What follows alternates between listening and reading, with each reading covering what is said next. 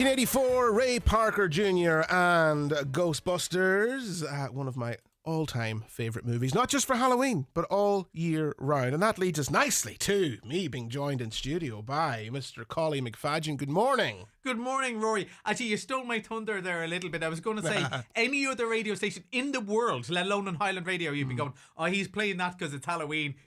I go, could be Christmas, could be January, could be Valentine's Day. Yeah, here we go. I'd love to actually see my play count on that one here. Actually, no, maybe I don't. Mightn't be a good idea. No. But anyway. So we're here to talk. It's Halloween, obviously. It's midterm, which means that there are kids out there who need to be entertained by the mammies and daddies. And listening on the radio on the way up, listening to the news, it was a beautiful day driving up. It's not going to stay beautiful for much longer. Exactly. What is on? And we've some good news. We may as well start with my favourite. It's a movie that opened last week, but as they often do, they often open like a week or two before the midterm just to get the bit of momentum up. And it's a film called The Wild Robot. And it's a new animation from DreamWorks. Apparently it's a series of books I hadn't heard of. What it is about, it's a helper robot who's there to do the shopping or to look after elderly people or so on. It's in just a little bit in the future, not a huge amount in the future for anyone who's got home devices as it is. Gets washed up on this island and she gets activated and she wants to serve, and there's nobody to serve because no humans living on the island, only animals. And as things happen, she accidentally sits on a nest of goose eggs, and only one of them survives. And she decides she will say her mission will be to raise this goose and teach the goose how to be it. This is absolutely brilliant, Rory. I see your slight cynicism in your eyes already. No. I'm listening. This is on the Pixar level of no cynicism in the eyes. Honestly, maybe it's just tiredness. Working on all levels. People are going to watch this with their kids, right? And their kids are going to be delighted. They're going to fall in love with Roz. The animals are so funny because one of the things she does is she spends months and months sitting there learning the language of the animals and teaches so the animals communicate this, and they're very funny. Pedro Pascal, who's going to be mentioned later, is a really snarky fox. And the whole idea is it's nature red in tooth and claw, you know. They're saying it's the law of the jungle. We eat each other. That's the way it goes. And this robot comes in and kind of disrupts it slightly. But sort of the Jungle Book with robots. Exactly. Yeah. Well, there's a lot of that. A lot of parallels. But one of the things, it's all about parenting as well. And it's about, the thing is about the gooses. The goose was the runt of the litter. And the goose probably wouldn't have survived and the other eggs would have. And that's the kind of point of the story. And kids are going to be delighted. They're going to want the lunchbox. They're going to want the stickers. And parents are going to sit behind them sobbing into the back of the headrest, right? Because there's things the kids aren't going to get here that's all about, sunrise, sunset, parents growing up and stuff. Maybe sobbing is too strong, but there's going to be a lot of dust in the air, if you know what I mean. It's so beautiful. Before it came out, they already greenlit the second one, and it's not just a sequel, which we'll be talking about later. It's a series of books about it, and I loved it. It looks gorgeous. It's so funny. The music, the sound. Not one word is wasted. A great voice cast as well. I'm just looking at the cast here. You have Bill Nighy, Mark Hamill, Catherine O'Hara. Catherine O'Hara plays this possum who has all of these kids, and it's all about. At one stage she's going, I have 7 kids. Oop, and you just say, rawr, 6 kids. And you're just going, this is the way of animal life. And this robot can't quite understand it. It's very, and the possum kids are so funny trying to pretend to be dead, like playing possum. Yeah. And it's just so many good one-liners. And Lupita Nyong'o is the robot. And she's doing a robot voice, and yet it's full of emotion. You can tell. I loved it. And I think it doesn't get the hype because it's not a Despicable Me or an Inside Out. It doesn't have that hype. Yeah. Parents, no matter what age the kids are, they will love this. It's great. Something in there for everybody. So that's in the theatres now? Right now. Okay. So that's The Wild Robot in theatres now. Okay. Venom. Venom's back. Venom. It's the third one. And one of the things I always liked about Venom, I don't think either of the previous 2 Venoms have been the greatest movies, but in the Marvel universe and superhero stuff, they're the ones maybe haven't taken themselves seriously at all. It's basically an excuse, I reckon, for Tom Hardy to act with his favourite actor, who appears to be Tom Hardy. He did it in Legends. He likes acting with himself. He's very funny in it.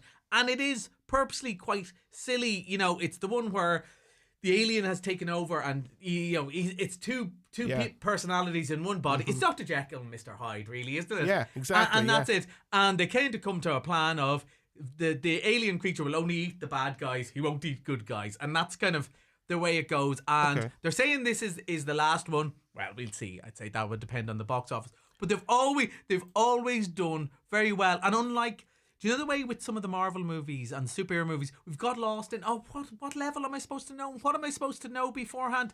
This comes in, it's an hour and a half long. Yeah. Doesn't matter. If you've never seen a superhero movie before, you'll be up on it in about 5 minutes in, you go. But that's a big part of the reason that I sort of stepped away. Yep. I stepped away from the Marvel. But you know what I mean? I lost interest. Yeah, because there was just too much coming at us at the same time, and it's on so many different levels and spin-offs, and it was too much. I agree. For example, the big flop they had of the Marvels movie, I thought that was very good. But then I realised, but it's only very good if you've seen one of the TV series and possibly two of the TV series. And that's too much. It has to be, like I was saying about the Wild Robot, it's rainy. Will we go and see this? Can you enjoy it without having seen any of the others? Okay. Absolutely. And I must, a quick mention before we move off midterm. I got into trouble on this radio station before for slagging off Transformers because I was right and they're awful. However, there's finally a good Transformers movie aside from Bumblebee. It's an animated one, and this, if Venom is still, because Venom is 15s, right? Which really that's means, what I was going to say. Really this is not one you're bringing the younger. Yeah. To, I'd say from 12 up. It's 15A. Okay. 12 up is fine, but it is a little bit sweary and a little bit more scary. Whereas if it's slightly younger, Transformers 1, it's kind of a prequel of Transformers. It's an animated one. I watched this and it's really funny. Chris Hemsworth plays Optimus Prime before he's Optimus Prime. Again, it doesn't matter if you've never seen a Transformers movie. It's just robots being funny and you get it straight away. If you've ever seen anything sci-fi, and if you're worried that Venom's a bit scary, I'd say go see Transformers 1. You're right. Okay. So that's Transformers 1, also Venom, and the Wild Robot, highly recommended. So they're the three biggies for midterm. Yeah. Okay, all right. We're going to take a very quick commercial break. When we come back, we are going to talk Gladiator 2, Paddington, and a few others as well that are already a few controversial ones. Yes. We'll be back after this break. Don't go anywhere. And Greenon Theatre are delighted to welcome back Coshcame Dance Theatre, one of the first companies to perform on stage when the theatre opened back in 1999. The piece, with drums, on Thursday 7th of November, is a driving dance narrative between dancer and percussion, with music, beats and everything in between. Fall in love with dance at Angrenon Theatre. Tickets now available at angrenon.com. Every year, thousands of people go to their very first concert. Our boosted signal at large events means they can always call a taxi to get home. Mom? Yeah. It was grand. Do you think you could pick me up? Every connection counts, which is why Ireland can count on our network. Vodafone. Together we can.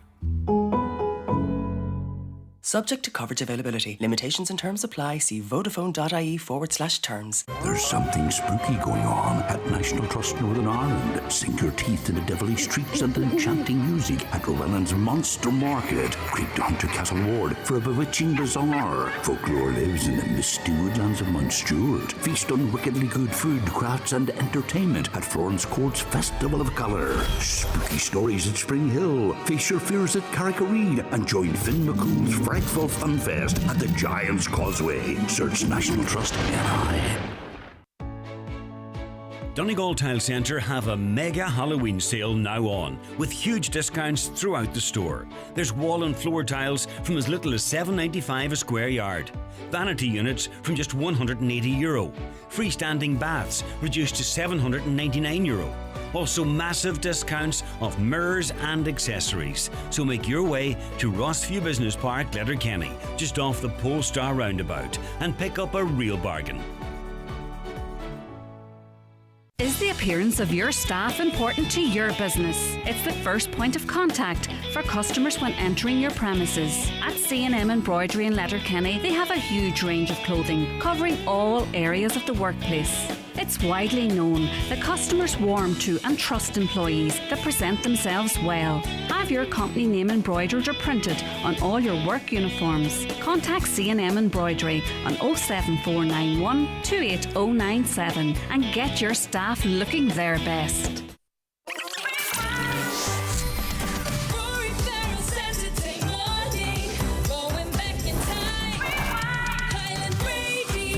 The time is 14 minutes to midday. It's a Saturday morning rewind, and I am joined live in studio by Collie McFadden. We are talking all things midterm movies at the cinema. So far, we have had Venom and what's Wild Robot? The Wild Robot. Yeah. I took a complete blank there. The one I liked the most. Yeah, the Wild Robot. Okay, so we're moving on now into some date night movies, some adulty movies. Yeah. Well, not adult movies, but for the grown. I think there's a lot of people going Paul Mescal in a skirt. Absolutely. Well, look, I'm going to stop talking because I'm going. You continue. So we're into mega blockbuster territory coming up soon for both the grown-ups. And that, so like we, and a really interesting time for Irish actors. There's a couple of small movies like Blitz and Bird, starring Barry Keoghan and Saoirse Ronan, the other way around. Okay. But we've got two big ones. First is the one you're not going to be able to escape. And if anybody was watching Graham Norton last night, Paul Mescal was on it. He's taking over the role in Gladiator 2, which looks spectacular. And like, it's going to be one of those, people love Gladiator so much. Funnily enough, at the time, I remember thinking, this is good. And if you told me it was going to remain every Premier League footballer's favourite movie for the next 20 years, I would have been surprised. I didn't think it was a classic. I thought, this is really good fun.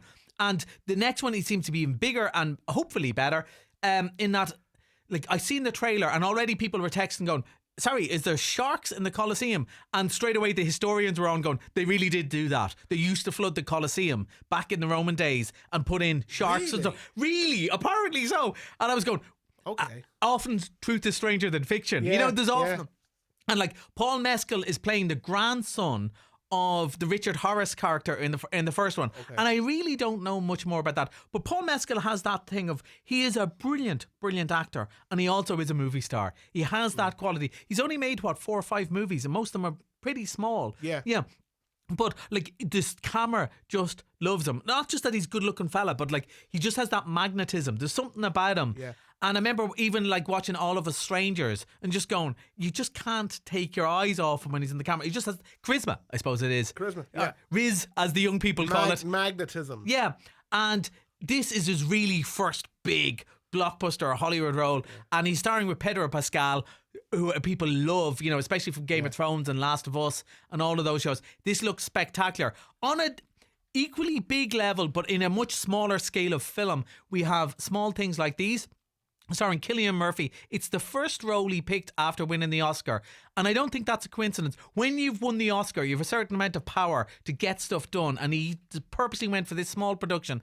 Now, loads of teenagers will know this book because it's on the Leaving Cert course.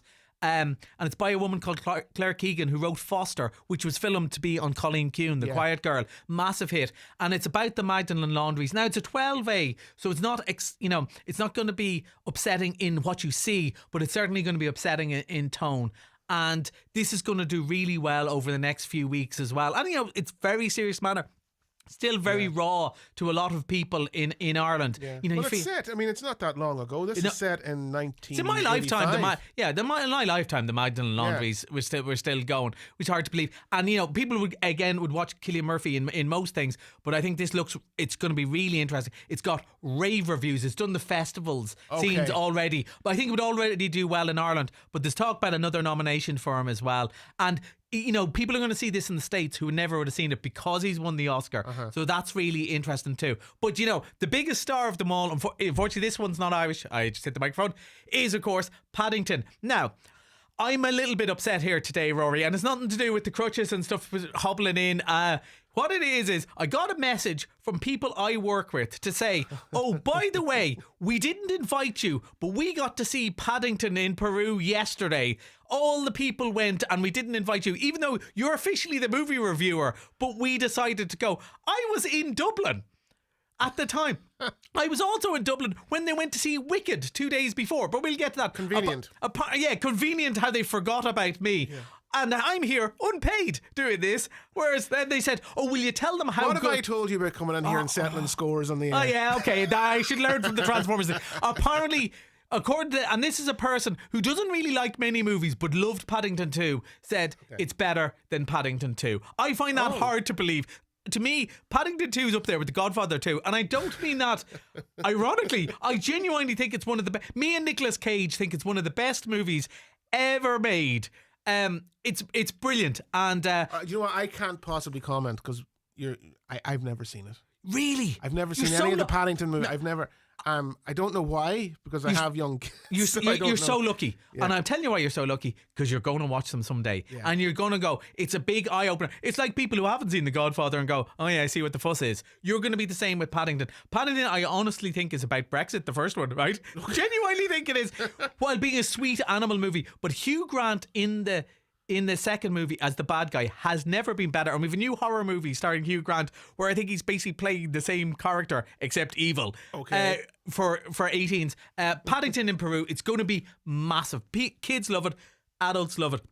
I can't wait to see it. And I was worried. I kind of almost didn't want them to make the third one because I liked it. If they nail the landing on this one, I'm going to say it. It's going to be one of the best trilogies of all time. You know, that's a bold statement. Because you can't really include Toy Story anymore because they made the fourth. Okay, right? All right. Okay. Technicality. But yeah, I know you like Alien 3, but yeah, do you know what I mean? Yeah. I don't think. What's better, Empire Strikes Back? No. I think if they nail this next month when I'm here, right, we'll be talking about Moana 2 as well, and talking about Wicked and a few others. We'll see. Did they land it? And maybe your homework is, if you can, all I would say is, you were going to do all that. I would say is, knew it. Watch Paddington. Just watch the first one, and I guarantee you'll watch the second one. All right. I'll bring the coffee and donuts all next right, time. Challenge okay, accepted. Challenge accepted. All right, we have about a minute to go. We wanted to talk very quickly about the big one, Joker. Yeah. Well, we both had the same experience. Funnily enough, I thought you wouldn't have liked it, but I loved it. Yeah, I thought it was really good too. I couldn't believe. I was saying this to you off air. I purposely stayed away from all the online reviews and the synopsis and everything, and I went in with fresh eyes, open mind, and I was expecting it to be good. I was. So I was expecting it to be good, but maybe coming out going a little bit disappointed. No, I wasn't. I really liked it, but I couldn't believe what I was reading, because I purposely looked it up afterward. What are people saying about it?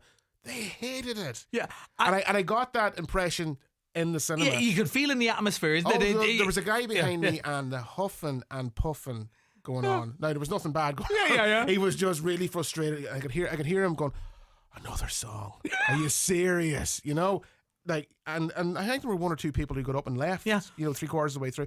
I couldn't believe it. It's been my experience, and some people left during the Carpenter song, which should be a criminal offence anyway. But that's the thing. I remember watching, and funny, I said to you off air as well that I thought the last one was great, and yet I also didn't like it because I thought it was mean spirited. Yeah. I didn't like the sentiment in it. Yeah. But I thought it was very well done. I was watching this one going, I think I like this more, and yet I really think people are going to hate it. And there was a big film festival I was involved with 2 days before, and 3 different people said they can't wait to see it. It's their favourite movie of all time. And I was thinking, these people are going to hate this movie. But I think it's better. And I think, look, the big flaw is that it cost $200 million. The last one cost $50 million, right? And if they just made that for the same budget, it wouldn't have been a hit, but it wouldn't have been a big flop. It's the amount of money it's spent. It's a financial flop, and that's all on. It's all on wages. It's all on wages. Yeah. Everyone was given like $25 million to do it. The director, Lady Gaga, and Joaquin Phoenix. And that's the big financial flaw. And but people have hated it. We've had 2 movies in where I work that people have been walking out of that, and a few people have walked out of Terrifier 3 just because it wrecked their head so much, because it's really not. Well, I'm not surprised. But like, you're on about movies with a mean sentiment. Yeah, but like, people walk out and go, it was a bit scary, and then I thought, I'd go, it's called Terrifier 3. There's a clown with razor sharp teeth with a chainsaw on the front. What did you think it was? A ballad? Now, if that turned out to be a musical, I could understand your disappointment. But no, I think Joker will be reassessed as not a brilliant movie, but perfectly fine. It's the expectations people had going in. Yeah. Give it 5 years. Yes. People will look back on it more fondly. It was like the last Ghostbusters for you. Like it was I was going to say the Star Wars prequels, but anyway. No, Phantom Menace is a good example. And no, Phantom Menace is probably just bad. But no, it's not. Look, I'm not getting into it. If you went in never having seen a Star Wars movie at all, I think you'd enjoy Phantom Menace. If you're of my generation, it was always going to be disappointment. I think Joker's the same. We have to leave it there. Collie, thanks so much for coming in and joining me. We will be talking to you again next month. Getting close to Christmas. Oh, we'll have lots of specials. We've Red One with The Rock and all that sort of stuff. Save Santa. Well, it seems what like could the right that thing. possibly be about? Yeah. So we'll talk to you next month. Thanks so much for coming in and joining me. That's where we wrap things up for this morning. Thanks to everyone who got in touch with the show with the requests, dedications, suggestions for music. Thanks to Roisin for her help on the programme as well. I'll be back next Saturday morning. Katie's on her way with a news update, and Aidan Murphy in for Paul McDevitt with the Saturday Shuffle. I will talk to you next Saturday morning. Take care. Bye-bye.